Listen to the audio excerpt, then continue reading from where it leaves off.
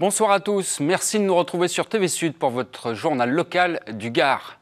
À Nîmes, c'était hier soir le grand oral économique. Transport, budget, aménagement de la ville, autant de thèmes proposés où 8 listes présentent à l'élection municipale avant le premier tour qui aura lieu le 23 mars. Face à eux, 200 chefs d'entreprise en attente d'informations.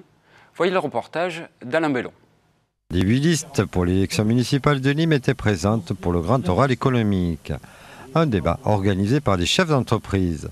Chacun des intervenants a défendu son programme sur l'économie actuelle et future.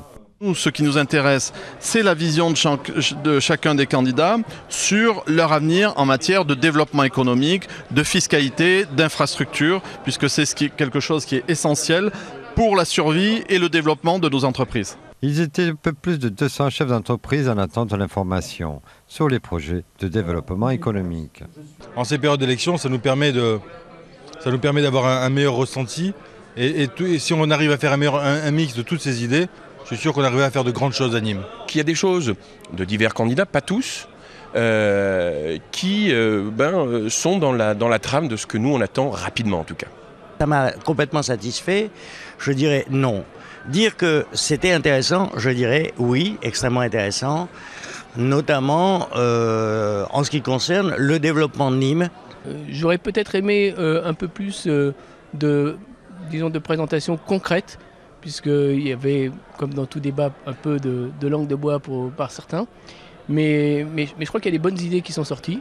Et bon, on verra ce que ça donnera par la suite entre les promesses, évidemment, et la réalisation. C'est un bilan mitigé pour ces chefs d'entreprise, après 3 heures de grand oral économique.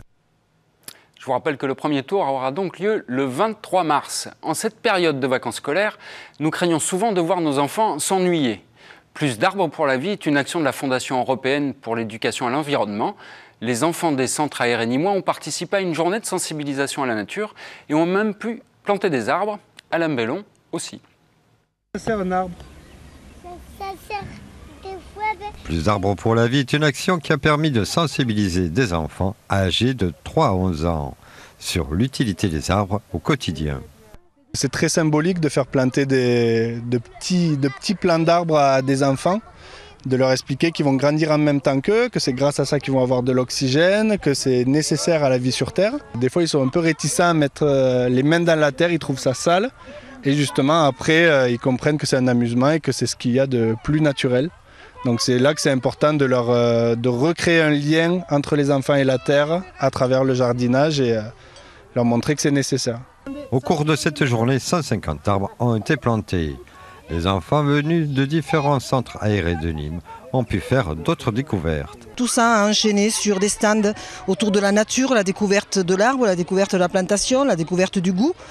Et nous avons fait divers ateliers en accueillant tous les centres de la ville de Nîmes, les centres de loisirs de la ville de Nîmes, qui sont là aujourd'hui en masse, puisque nous avons accueilli plus de 500 enfants dans la journée. La courbe-branche, l'ornithologie était aussi de la partie. Mais rien ne remplace pour découvrir un lieu une bonne promenade en poney.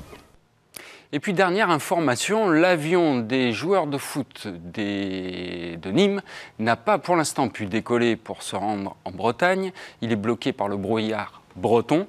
On vous en dira plus dès que nous en saurons plus. En attendant, c'est la fin de ce journal. Merci de l'avoir suivi. Retour de l'actualité dès ce soir sur votre chaîne locale à 20h30 avec l'info de votre région. Passez une très belle soirée sur TV Sud.